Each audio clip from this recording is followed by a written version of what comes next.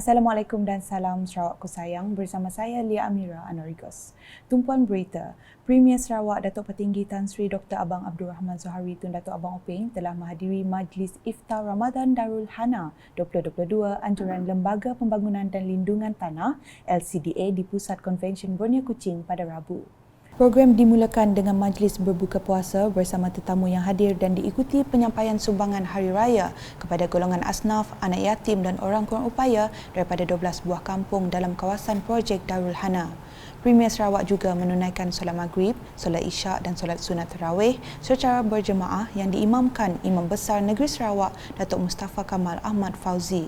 Majlis turut dihadiri Timbalan Menteri Utiliti dan Telekomunikasi Datuk Dr. Abdul Rahman Junaidi, Timbalan Menteri Pemodenan Pertanian Sarawak Datuk Dr. Abdul Rahman Ismail, Pengerusi LCDA Holding Sdn Berhad Tan Sri Datuk Amar Abdul Aziz Hussein dan Pengurus Besar LCDA Mona Lisa Zaidil. Berita berikutnya, Timbalan Premier Sarawak Datuk Amar Douglas Ugah Embas telah mengadakan lawatan kerja ke Kompleks Kastam, Immigration, Kuarantin dan Keselamatan ICQS Terbedut Serian pada Rabu. Beliau yang juga pengerusi Jawatankuasa Pengurusan Bencana Negeri JPBN Sarawak berkata, semenjak sempadan darat Malaysia dibuka pada 1 April lalu, seramai 463 individu masuk ke Sarawak melalui sempadan darat, manakala 1,074 lagi direkodkan keluar. Dalam lawatan itu, beliau turut mendengar taklimat yang disampaikan Pegawai Perubatan Bahagian Serian, Dr. Edmund, berkenaan tata cara dan prosedur operasi standard SOP bagi warga Indonesia yang masuk ke ICQS tersebut dan meninjau sendiri proses kemasukan sempadan Sarawak Kalimantan. Sementara itu, Jawatankuasa Pengurusan Bencana Bahagian JPBB Betong telah menyalurkan sumbangan daripada 3 wakil rakyat kepada 11 buah keluarga yang terlibat dalam tragedi kebakaran Rumah Panjang Ban Ulu Betong pada Rabu. Timbalan Premier Sarawak merangkap Ahli Dewan Undangan Negeri Bukit Saban Datuk Amar Douglas Ugah Embas bersama Timbalan Menteri Belia Sukan dan Pembangunan Usahawan Sarawak merangkap Adun Layar Datuk Gerald Rentap Jabung masing-masing telah menyumbangkan sebanyak RM11,000 kepada 11 buah keluarga tersebut. Turut bersimpati Ahli Parlimen Betong Datuk Robert Lawson Chuat yang turut menyumbang sebanyak RM11,000 kepada 11 buah keluarga yang terlibat.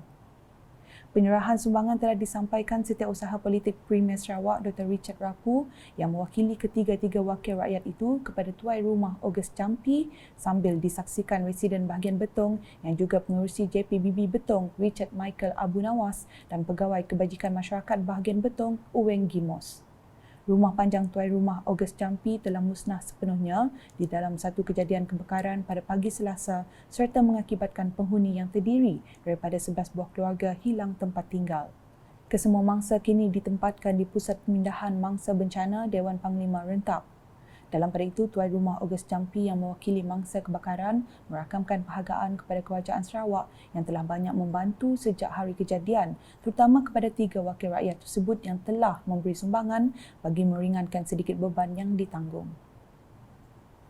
Laporan selanjutnya, tarikh akhir pemberian vaksin di bawah program imunisasi COVID-19 kebangsaan kanak-kanak PIK Kids adalah pada 15 Mei 2022.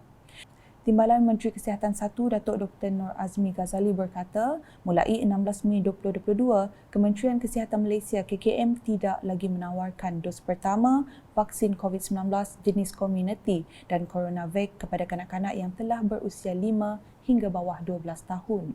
Katanya menerusi kenyataan media pada Rabu, ini berikutan trend permintaan vaksinasi ibu bapa dan peniaga terhadap kanak-kanak yang semakin menurun dan KKM telah mengkaji semula tempoh pelaksanaan PIK Kids. Datuk Dr. Nur Azmi menjelaskan permintaan vaksinasi yang rendah boleh menyebabkan pembaziran vaksin yang tinggi dan bagi mengelakkan pembaziran vaksin komuniti kanak-kanak yang tidak digunakan dalam tempoh 6 bulan selepas dikeluarkan oleh pengilang, penetapan tarikh akhir dos 1 perlu dibuat. Ujar Datuk Dr. Nur Azmi lagi, ibu bapa kepada kanak-kanak yang belum menerima vaksin COVID-19 perlu membuat keputusan mengenai vaksinasi COVID-19 sebelum 15 Mei 2022. Tambah beliau, selepas tarikh ini, vaksin COVID-19 kanak-kanak jenis Comirnaty tidak lagi ditawarkan di mana-mana fasiliti kesihatan awam dan swasta di Malaysia. Manakala vaksin Coronavac pula hanya boleh diperolehi dengan bayaran di fasiliti swasta. Walau bagaimanapun, keputusan ini tidak melibatkan vaksinasi bagi kanak-kanak yang lahir pada tahun 2017 dan belum mencapai usia 5 tahun pada 15 Mei 2022. Di Simuncan, seramai 30 orang golongan asnaf dari Kampung Hijrah Fasa 2 menerima bubur lambuk dan beras sempena program bubur lambuk bersama pemimpin pada Rabu. Program anjuran Jawatankuasa Kemajuan dan Keselamatan Kampung JKKK Kampung Hijrah Fasa 2 itu telah disempurnakan Ahli Dewan Undangan Negeri Simuncan, Aula Dris di Masjid Daerah Simuncan. Semasa berucap, Aula memberitahu sebagai wakil kepada penduduk di kawasan tersebut, beliau sememangnya diamanahkan untuk menyalurkan peruntukan kepada setiap JKKK untuk mengadakan program seumpama itu. Dalam masa sama katanya, ahli JKKK juga bertanggungjawab untuk membelanjakan peruntukan yang telah disediakan dengan mengadakan pelbagai aktiviti kemasyarakatan seperti program ilmu, program kejiranan atau bergotong royong. Tersenang kepada ahli kuasa JKK sendiri yang boleh memainkan peranan macam mana untuk membelanjakan duit yang kita telah agih-agihkan kepada JKK. Salah satu daripadanya adalah secara bersesuaian di dalam bulan puasa. Dalam majlis sama, selain mengagihkan bubur lambuk, beliau turut menyampaikan sumbangan daripada persatuan-persatuan dan juga orang perseorangan berupa beras dan keperluan asas yang lain kepada para penerima sempena persediaan menyambut Syawal. Berikut pula, Unit Perancang Ekonomi EPU Sarawak telah mengadakan Jerayawara Strategi Pembangunan Pasca COVID-19 PCDS 2030 di Hotel Pullman Miri.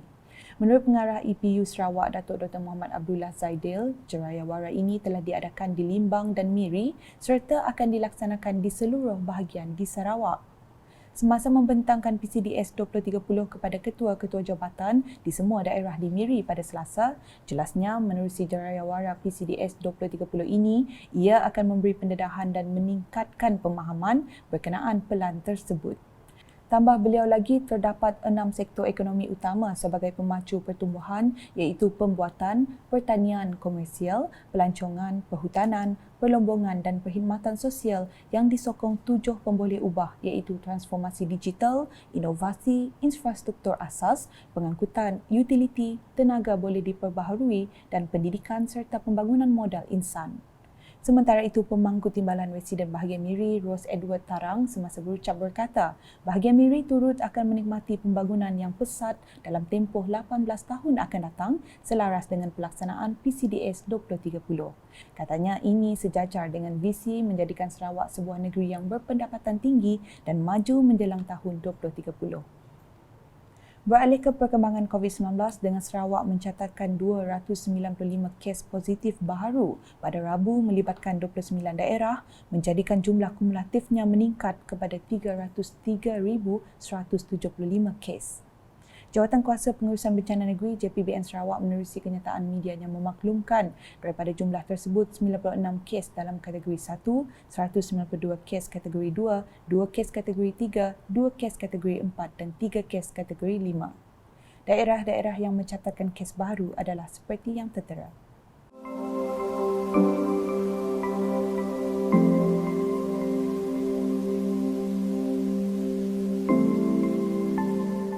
Sekian edisi Tengah Hari bersama saya Lia Amira. Berita lebih lanjut boleh didapati di semua platform media sosial UKAS termasuk portal ukas.sarawak.gov.my dan UKAS Channel di YouTube. Jangan leka dan terus patuhi SOP yang ditetapkan. Salam Ramadan dan salam UKAS.